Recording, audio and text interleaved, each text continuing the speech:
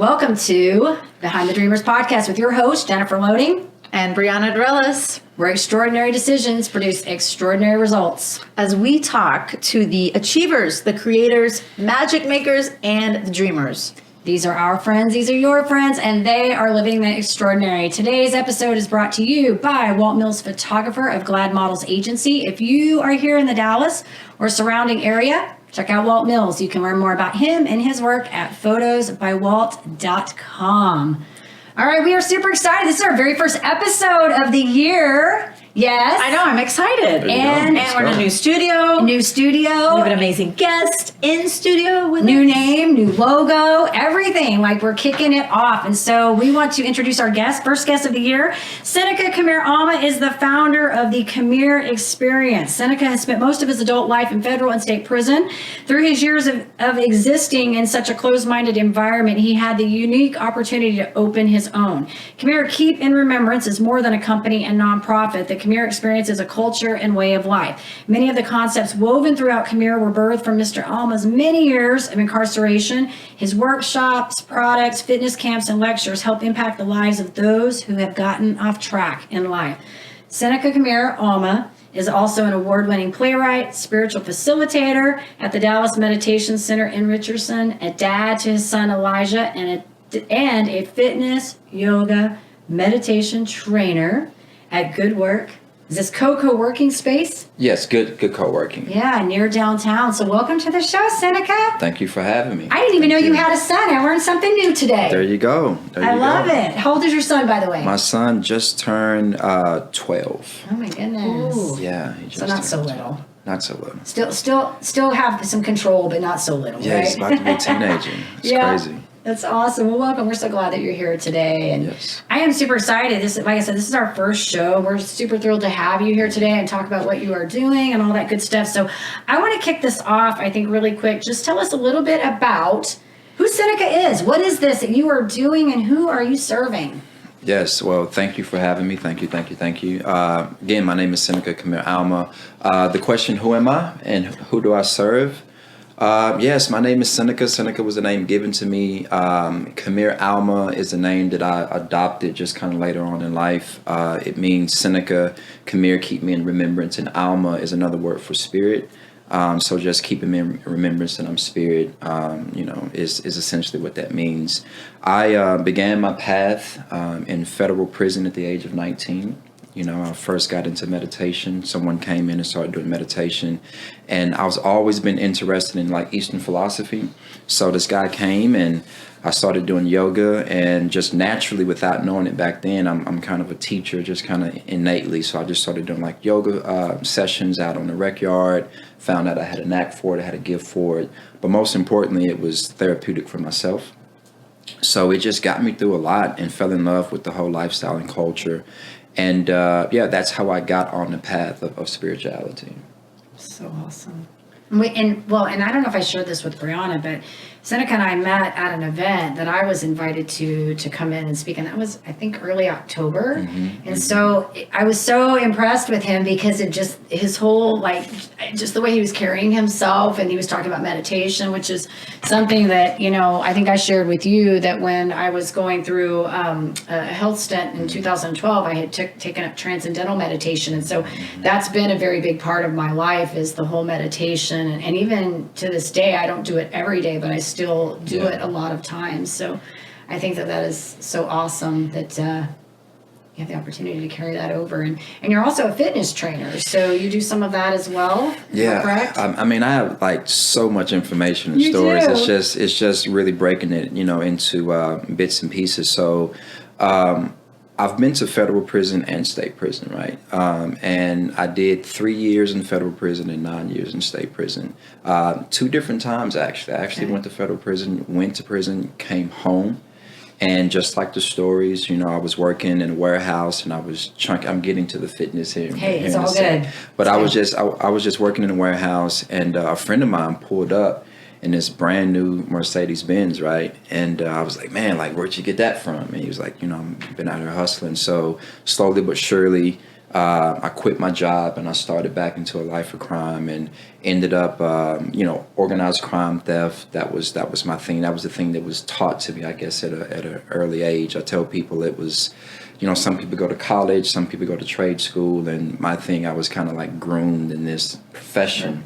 My choice. I'm not a victim. I made those choices. I need to be accountable for those choices. But that was my life, and the second time I began a life of crime again and got into more trouble. I was indicted as a ringleader, given 25 years in state prison, and it was in this time where I was like, hey, like I need to do something different. I can't continue to exchange the years of my life, and trying to make it illegally. And when I went to prison, I had already started to change my mindset. And I got into fitness. I was doing boot camps and I was doing workshops. And I found when I was trying to talk to like younger guys, they really were not open. Not all of them. Like in anything else, you have this pool of people. Majority of the people are like in between are followers, right? And then you have a minority of people who are just knuckleheads who are going to get into trouble, and that's just is what it is. Then you have another minority of people who want to do something positive. And there was this majority middle that could go either way. And I would find myself trying to talk to these young guys, and some of them were trying to hear me. Some of them were trying to hear what I had to say, and some were not. But fitness was an avenue that I could really like get to some of these individuals. So I started doing boot camps. And I would have like 10, 20 dudes out on the rec yard doing these cadences and these boot camps, and it was personal development. And that's when I realized that I could use personal development. I could use fitness as a personal development tool, because the ego is broken down, the inhibitions are broken down, and I was dealing with a completely different person when we were tired and working out. And then I could speak like life into them. They were more open to it. So I have like this bucket list of things I wanted to do whenever I came home, and one of them was continue to do the boot camp. So I've been blessed with the opportunity to have a contract at Good Co-working where I do fitness, and my nonprofit is going to be working with younger people, coming up this year, and still using fitness as a tool to get to people, So cool. I think it's also interesting how you were able. Now, I don't know a whole lot of people who have spent a ton of time in state and federal prison as you have. However, I would think that a lot of someone who has had that experience might want to actually hide it or cover it up because they don't want others to judge them for whatever their previous transgressions or whatnot have been, right? For you, however, you have completely took an opportunity to actually shine a light on it, not deny it, show people that this is actually how I became who I am through these experiences, and then put it into something really positive and reach people who need it most, really. I don't know. I really admire that. I really admire the fact that you are able to take your full story, and because I think that's really what it's all about. It's not, you're bringing your full story to the front, and everything that you do moving forward is still in alignment with where you've been and where it's brought you, and then now you can like move forward. It's great. Yeah, I appreciate that. And one thing for me is I've always, even in my life of crime, like I was always big on like honesty and transparency. I don't know what that sounds like to you, but like people that knew me, I mean, right. Like you mean what you say what you mean what you say, you do what you say you're going to do, right? And that's always been instilled in me. I was just, kind of geared into I adapted to the wrong direction. I tell people if someone would have came to me when I was 16 years old and was like a real estate mogul or like, very educated in financial literacy or trading stocks, I believe I would have adapted to that just as easily as the life of crime. That was just the path that I chose. But as it relates to what you're speaking about, it's truly not success, right? If you're not able to show up fully. Right. I mean, because I've had money before, but was also unfulfilled inside. So it's like, well, what's the use of going out there and like chasing money again and still being unfulfilled inside? So I know one way to do that is full transparency. And being incarcerated for so many years, the only thing that I truly wanted is freedom. And you're not free if you're not showing up and being completely honest about who you are. It's a prison within a prison. Sure. So yeah, there's definitely layers to it, but how I came even to the point was I was at home. I got a call from someone, and they had access to that type of information, and they said that basically the Secret Service was coming to my home. And I dropped everything. I hit my safe. I jumped in my car, and it happened just like the movies. Like I'm driving down 35, and it starts raining like out of nowhere, right? And I'm driving. I'm calling people that I know. I'm like, hey, like something's happened. I'm breaking my phones. I'm throwing them out of the window. Just like, hey, like you guys need to either get out of town. Like, they're basically coming for us. I called my mom, and I told her, I was like, hey, like, something's happened. And this was when it first began, because her voice, when she asked me this question, I felt it in a way that I had never felt it before. And she asked me, she said, what is it now, Seneca? And when she said it, it was like if we were watching a movie and you could see like somebody's spirit like come out of their mouth, like that's what it felt like. And it weighed on me in a way that had never done before. I was 19 when I went to prison before. This time I was just like 23, but I had a girlfriend, she had a daughter, I had more responsibility. I was coming more into a manhood state, doing more things. And I went home, I dropped off some money, went through that whole thing, and I went on a run to Austin. And when I was in Austin, I was just really evaluating myself. I had been drinking. I get out the shower, and I'm looking in the mirror at my reflection. And I started to mumble these negative, incoherent things to myself about how I had messed up my life. Because I knew that this time was like different. Like we stole a lot of money. It was a very high profile case in Dallas. And I know a lot of people are going to be going to jail, unfortunately. And I'm sitting here looking in the mirror, and I just pass out completely, right? And I hit the back of my head on the floor, and I get up, and I'm bleeding. And I'm looking at my reflection, and no matter how much money I had made, no matter how many cars had been acquired, the reality of the situation was that this was the reality of my situation in my life. And that's when I really just started to self-evaluate. And I go to the bedroom. I was in a hideaway house, right? Nobody knew where I was but my mom. And I go to my to the bedroom, and I get the trash bag full of money, and I'm counting it, because the money is the thing that used to bring me peace. I didn't really know that I was addicted to money. Like, it gave me a sense of identity. And for the first time in my life, I'm counting this money, and it felt like green pieces of paper. It didn't feel like, it felt like Monopoly money.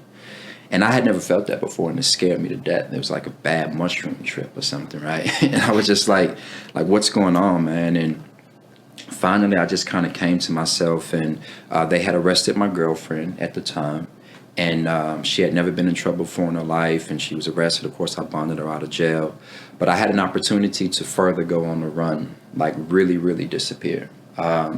And when I was faced with this opportunity, I asked myself, was I capable of doing this? And the answer to that question was, I was.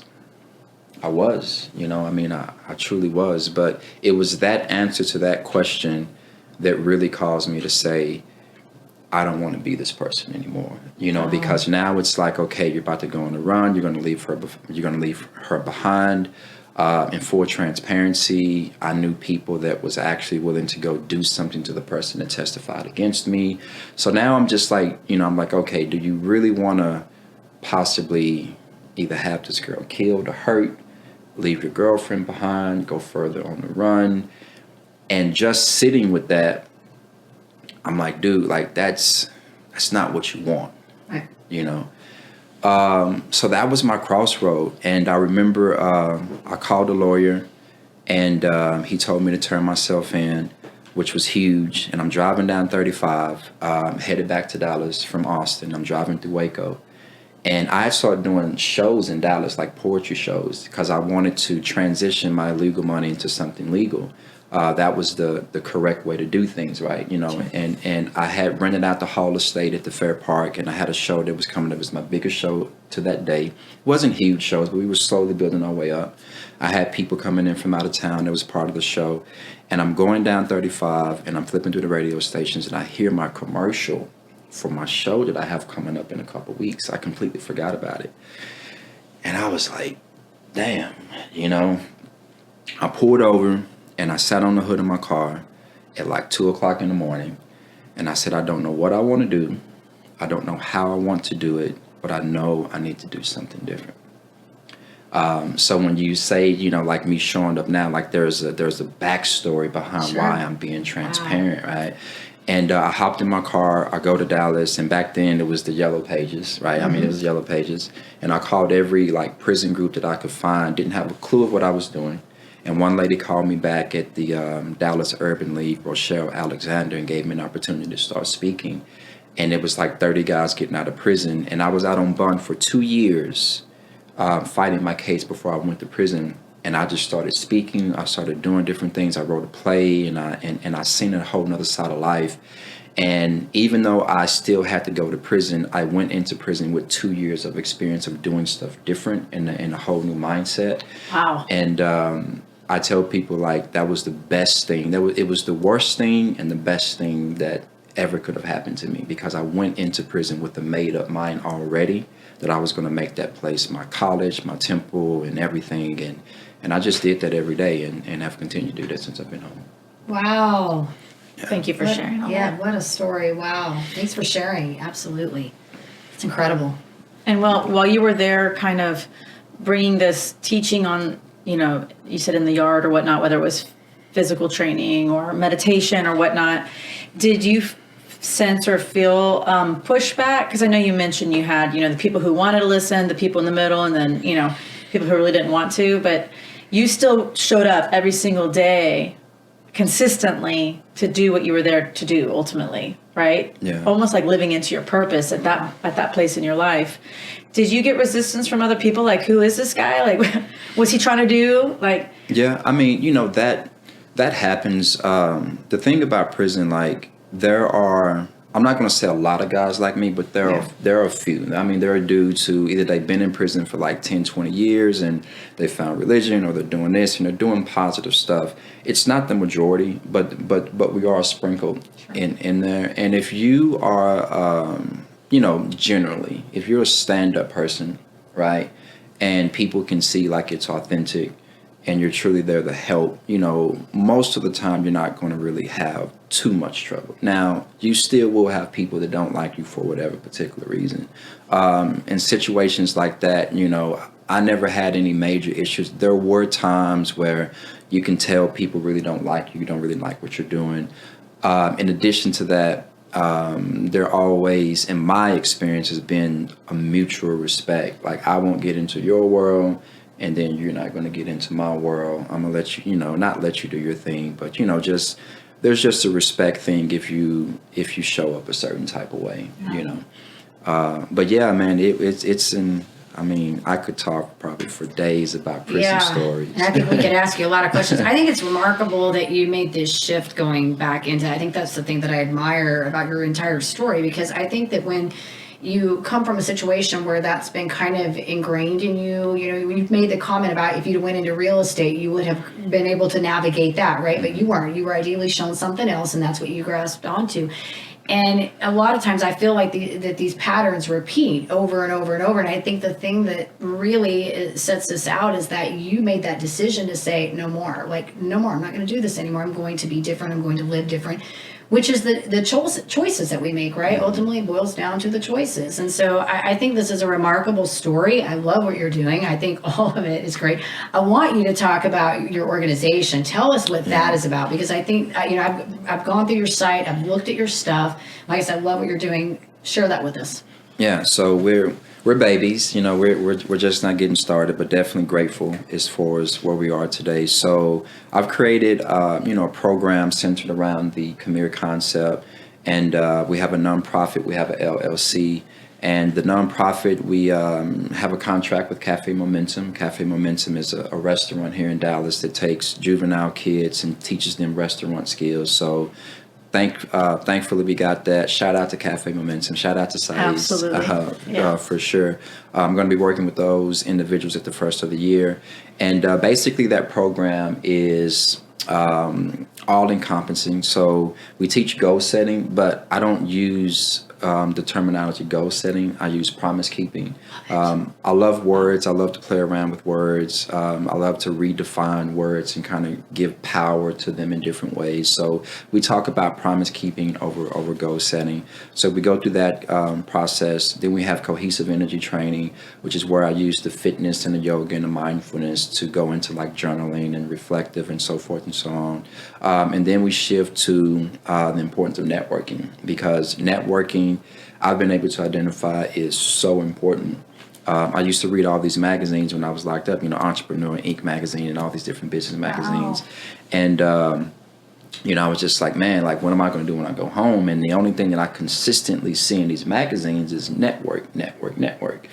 So as soon as I came home, I just started going to networking meetings, right? And just started meeting people. So I know that networking is super important. So with these young participants in the KMIR program, we go into networking. I teach a networking class, and then bringing in entrepreneurs to teach workshops to just open up the minds and diversity. And then the last component is creating real world opportunity, actually connecting the clients with people in my network for intern, volunteer, or employment opportunities aligned with their interests, right? Like, I don't care what your interest is. Let's find out what that is, and let's try to connect you with a person or organization that can, just kick you out of the nest in a sense, so you can work through it on your own. Because in my opinion, it's like, if you have the passion and then you have the real world opportunity and just take the step, the rest is like in God's hands. Like, that's the best thing we can do for any human, Yeah. So yeah, that's the KMIR program, and that's what it consists of in like 2 minutes, 3 minutes.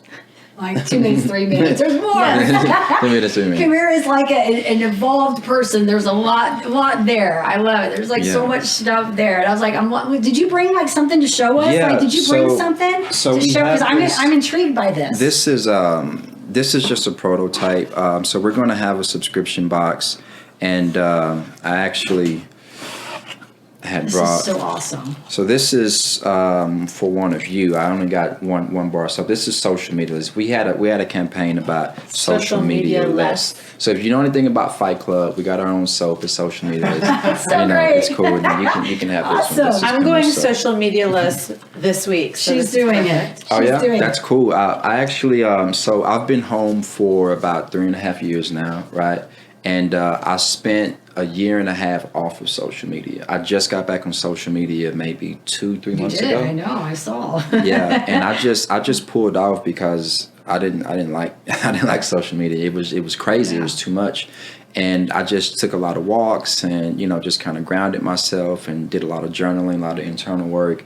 And I said I was going to get back on when the business kind of caught more traction. So I just got back on. So social media list is something that we're going to be launching later on. But this is a subscription box. And we'll be giving this to our clients in like a pilot 4-month program. So each month there will be a topic. And whatever the topic is, we have lotion, we have essential oil, we have soap, we have treats, we have chapstick. And we also have these experiences that they can actually do. So the idea is, let's say this one is finances, right? So you make a promise centered around finances, whatever it may be. And then you have a promise song. What is a song that helps keep you in remembrance of whatever your promise is in finance? And we created a Spotify account that you can load your song to. And then the second week is how have you self-sabotaged yourself in this particular category? In this case, it would be finances. And this is for adults too, by the way. We need some support. And then we have tips and techniques. What are some tips and techniques you can give to the community about finances and that particular thing? So the idea is that this is like an experience that can be community-based and community-driven to help people maintain and keep their promises each month. And how I came up with the idea, me and my team, shout out to Sean and Sean. So we have 2 co-founders that are with me. There's a female Sean and a male Sean. Both of their names are spelled the same. You remember.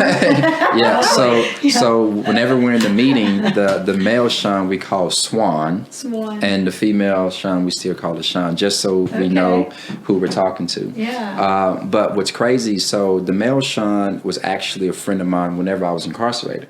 Okay. Right. Okay. And we were talking about all these things we wanted to do, and we've maintained our friendship. So we've been friends for a while. The female Sean is somebody I used to actually train, right? And she was scared to death to start working out with me, but she lost like 30 pounds, and I'm always talking about personal development, and she just became like a sponge to it and worked away in the company, basically. Oh, wow. Well, fun. So, but check this out. Both of their birthdays are the same. Oh, my goodness. And that is completely, I mean, one day I actually forgot the male Sean's birthday, and the female Sean was like, yeah, today's my birthday. And I reached out to the male Sean. I was like, hey, like, today's Sean's birthday. Like, do you want to do something? He's like, today's my birthday. I'm like, what? Goodness. Wow. And so that's, I have no idea what that means, but it's just what it is. It's meant to be. Come here.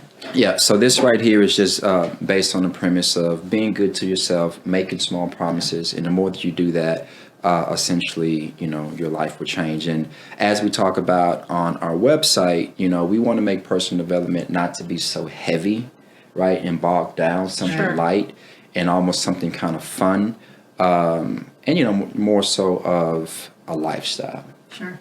And this is a very tangible reminder of the promise that you make that month. Mm-hmm. So even like the soap or the lotions, every time you put it on, like it's that almost that mental association of, okay, right. I've made this promise. It's like that daily reminder. Yes. That's really fascinating. And what's cool about that is that we actually, with the box, engaged all five senses, right? You have the song, which engages sound. You have the smell, which is essential oil and the soap. You have sight, which is the color. You have taste, which is the treat.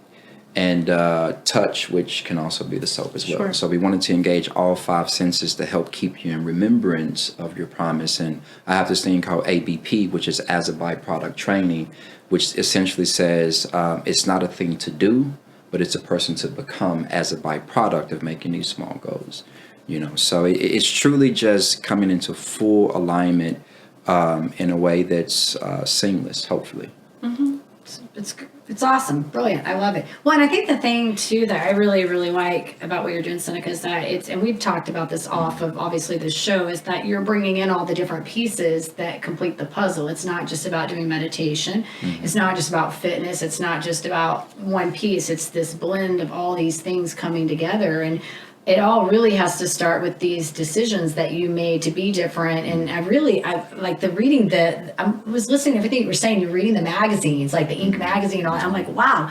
And yes, on the networking, 100%. Yeah, super if you do nothing in business, just network. Like Yeah. you can't get anywhere without networking. This is true. So I love it. I love what you're doing, and I just love that it's all encompassing. And even like when you say the financial piece, because that's just important because. I always say how you show up in one area is how you show up in all areas. And people don't really recognize that these little things that they're doing, they play out in different ways, with different like habits. We show up differently, but the underlying issue shows up in all those areas. Correct. So I love that you're piecing them all together. Good stuff. Thank you. I appreciate it. Awesome. So I want to ask you a question. This is kind of a fun one. If you were to give your younger self some advice, what does that look like? If I were to give my younger self some advice, what would that look like? Well, I'm very Star Wars in my thinking. Just my perspective on life. I like to believe is a little bit different. So actually, it's simple. I would tell my younger self that everything is perfect. That's good. Yeah. I like it. Yeah. Strip it down. Yeah, we can go down a rabbit hole about good and bad and right and wrong, and you have consequences and so forth, and all those things are very real. In addition to that, I do have faith in Source. I do have faith in God, and I truly do believe that there's not a grain of grass that's growing out of place, and I just truly believe that it's really about paying attention and listening. But everything is perfect. Like even, I mean, destruction, pain, sorrow, grief, it's all a part, in my opinion, of this balance, of this, oh, well, not, I get on people for saying balance. I don't like that word. We talk about it all the time. Yeah. It's really people look at the yin and yang, like I think I told you last time, as being balanced, but the yin and yang is in Sanskrit, or I'm sorry, not Sanskrit, the original, like in Taoism, it's harmony. Mm-hmm. And harmony and balance are two different things. Absolutely. You know, Absolutely. Yeah, so when you surrender to that, I believe that everything is always perfect. Yeah. We joke about the balance thing. I think I just put a post up on social media that I hate that word. Nothing is in balance, because I think when we put our life, we put into our space the idea that things are going to be balanced, we set ourselves up for failure and for disappointment, right? Yeah. Because it just doesn't happen. There's always an ebb and flow. Mm-hmm. But I like that you said harmony, because I think harmony is we recognize that all things are in the place where they need to be at the right time. So whether that is despair, destruction, or whatever, I always feel like there's a reason those things come into play, because they teach you valuable lessons, either what not to do or what to do differently next time. And in your case, like you said, your story, Brianna touched upon it, but looking at your story and going, okay, well, I can make this a bad case and I can continue doing the same behavior, or I can use this story to propel me to move in a forward place and use it to help other people be better. And that's what I think is so remarkable about this whole thing. So love the word harmony.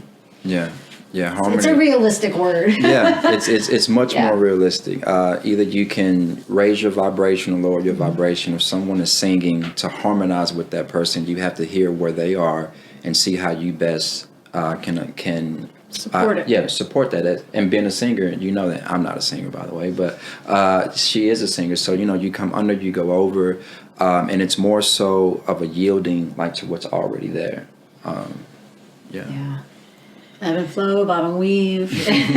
All that good singing. stuff. All that right, good great. stuff. We're going to ask you one more fun question before I say fun. They're all fun, but before we get into rapid fire. So if you were going to give advice to somebody that is maybe wanting to start their own charitable foundation, or maybe they want to get into speaking or get into mentorship, personal training, I don't know, as an entrepreneur, let's take it from that angle. What kind of advice would you offer someone?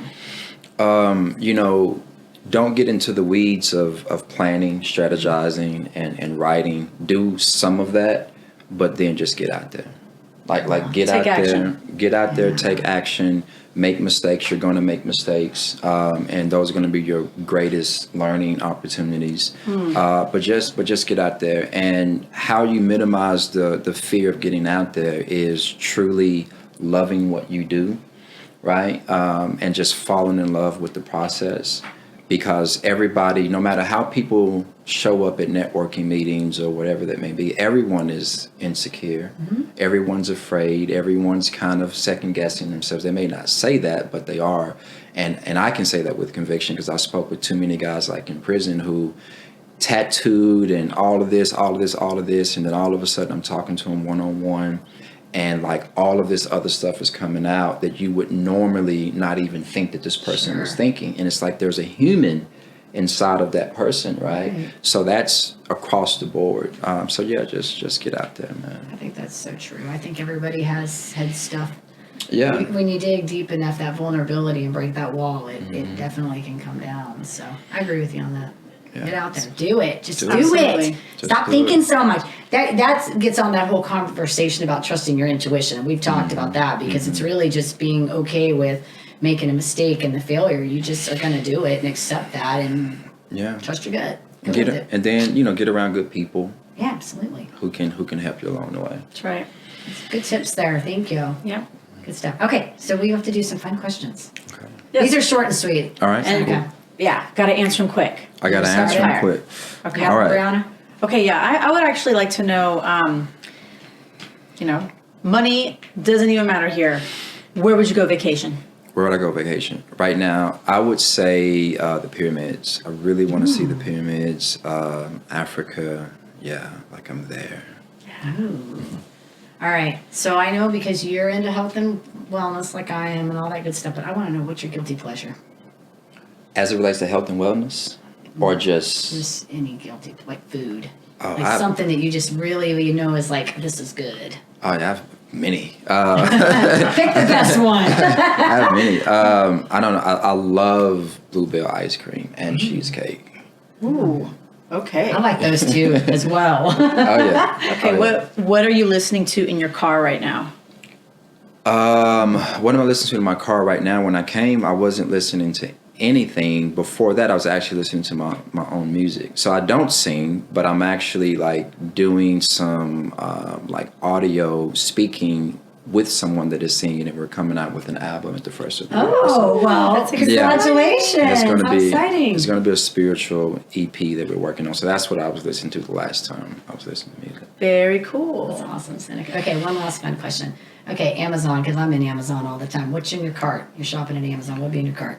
Like for the holidays or just period? Whatever, anything you decide, Seneca. Don't overthink it. Okay, so Amazon cart, like what's in my cart? What's in my cart? Man, I'm not a big shopper, dude. So Look at you. That doesn't surprise me. I'm not a big shopper. Man, this is Okay, how about the grocery cart? well, I mean, I can do the Amazon Okay. cart. I can do the Amazon cart.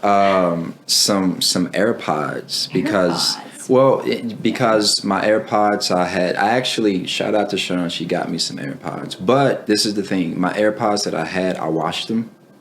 Right, so they were in your pocket? they were in my Oh, pocket. God. So I had the earplugs with the cord, and I've been working out at the gym and just like getting tangled up all over the place. And so AirPods would probably be my thing, but somebody just got me some. So it's Nice. Thank you, Those- Sean. Yeah, those might be on my son's list because he's washed a few pairs too. Yeah. The dog has killed a pair. We've Yeah. washed a few. I mean, I'm like, maybe you just need to stop buying AirPods, cool. Yeah, those you know? AirPods, man.